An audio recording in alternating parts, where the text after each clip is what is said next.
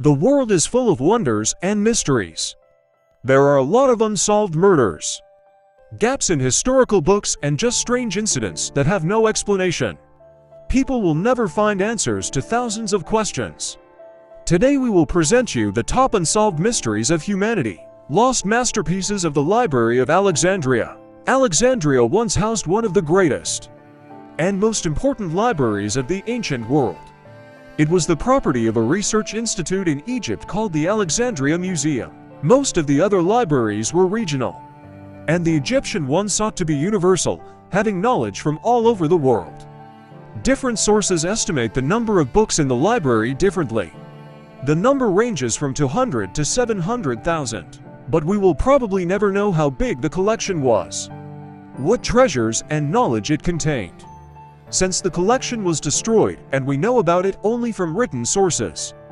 There are no archaeological remains. Historians suggest that the library had books on rhetoric, law, epic, history, medicine, mathematics, natural science, as well as lyrical poetry, tragedies, and comedies that could tell us a lot about how people then saw the world. But all this died so long ago that now one can only dream of restoring at least a small part of the collection. What happened to Edgar Allan Poe? The way Poe met his end is extremely suspicious. The writer was spotted wandering the streets of Baltimore, Maryland, delirious and severely upset. He was taken to the hospital and died a few days later. His friend Joseph E. Snodgrass came to visit Poe and did not recognize the writer. He was disheveled and dressed in ill-fitting clothes, which, according to a friend, did not belong to him. Poe could not explain what happened to him, as he remained in a delusional state until the end of his stay in the hospital. Before his death, he repeatedly pronounced the name Reynolds, but no one had any idea what it meant. The oddity is also that there is no record of the cause of his death.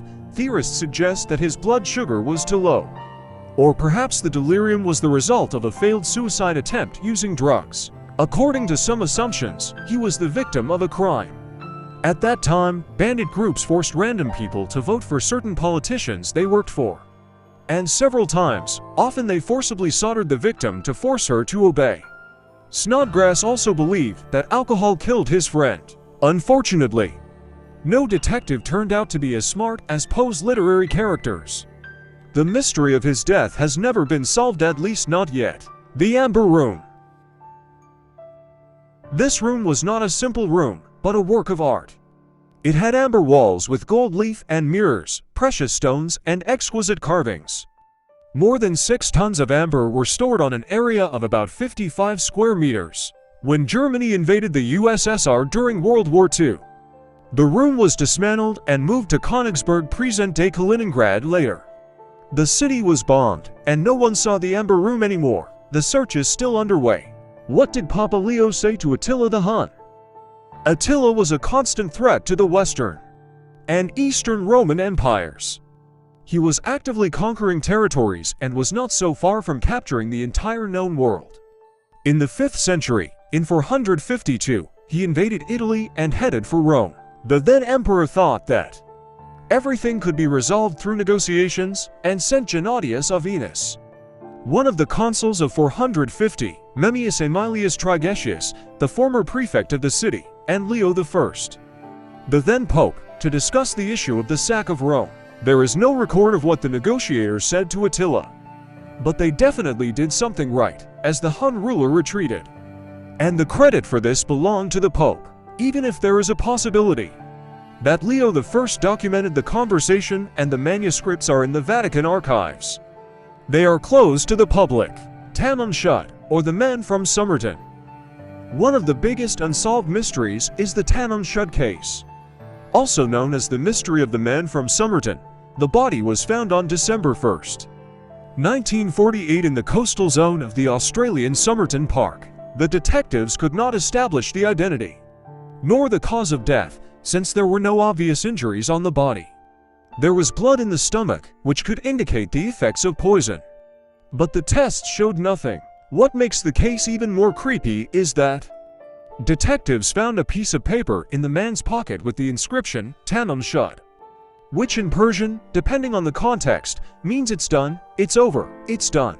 The words were taken from the last page of the collection of poems of the 12th century Rubaiyat by Omar Khayyam. The book from which the sheet was torn out was found. Two phone numbers and a code that has not been deciphered so far were found in it. For some people, this suggests that the man was a spy who knew too much and was subject to elimination. Others suggest suicide because of a broken heart. Despite the fact that the case seems trivial and generally does not have much importance, it still worries people, although this is unlikely to help. In May last year, the body of a Somerton man was exhumed to enter DNA into a database to increase the chances of clarifying his story. The real identity of Jack the Ripper. The personalization of Jack the Ripper remains the subject of speculation even after a century and a half. He was a serial killer operating in late 19th century London, and at that time the press called him the White Capel Killer and the Leather Apron. Since the identity of the villain was not found out, and the crime rate was high, it is difficult to say which victims belong to a particular person. But Jack is credited with at least 5 dead. Most of the police reports were destroyed during World War II, but those that remain show that more than 2,000 people were interviewed. About 300 were under investigation and 80 were detained. However, the conclusion about who was the killer was never made. Vatican Library. The Vatican Library is teeming with secrets. Because it is closed to the general public, its most interesting part is the Apostolic Archive. It was separated from the main collection in the 17th century and contains letters written and received by popes and all acts promulgated by the Holy See. The oldest document is a separate parchment page dating from 809, which refers to donations to the church in Venice. The archive contains the papal bull of 1521 on the excommunication of Martin Luther, as well as a letter from Henry VIII requesting a divorce from his wife. The verdict rejecting the request prompted the King of England to create his own church, where the divorce was accepted. The value of the archive is that it stores historical documents for more than 1,200 years. An infinite number of mysterious documents in different languages are neatly arranged on shelves, stretching for kilometers into the distance. Only academic researchers are allowed to join them, and this is only a couple of thousand people a year. Based on this, it is safe to assume that there remains a huge amount of material that no one has even tried to read. The meaning of the text in the Voynich manuscript. The Voynich manuscript is an illustrated codex of the early 15th century, which no one can decipher because it does not correspond to any known writing system. The illustrations depict various herbs, diagrams suggestive of astronomy or astrology, as well as explicit recipes and visual drawings, including figures of naked women. Both the illustrations and the text are confusing, but this does not prevent researchers from hypothesizing about the purpose of the manuscript. In general, the manuscript is similar to a medical book, but it may well be a hoax. Who owns the Ark of the Covenant? According to the book of Exodus, God himself commissioned Moses to build it during his 40-day stay on Mount Sinai. An ark made of pure gold, a worthy repository for the tablets with the 10 Commandments.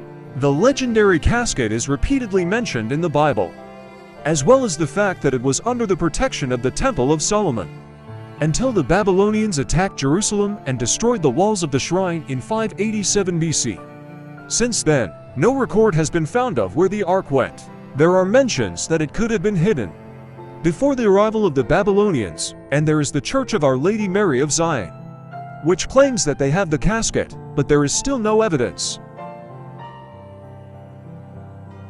The historical period, which lasted from about 3300 BC to 1200 BC, is called Bronze, because it was during this time period that people discovered that they could combine metals and get bronze. It was a rich era where powerful civilizations like the Egyptians and Babylonians flourished and developed their culture with the new tools they could create. However, for some unknown reason, within a few decades, the culture collapsed and a new historical period began, called the Dark Ages. Historians believe that this can be explained by disasters that occurred simultaneously, for example, drought followed by famine, wandering looters, and other related difficulties.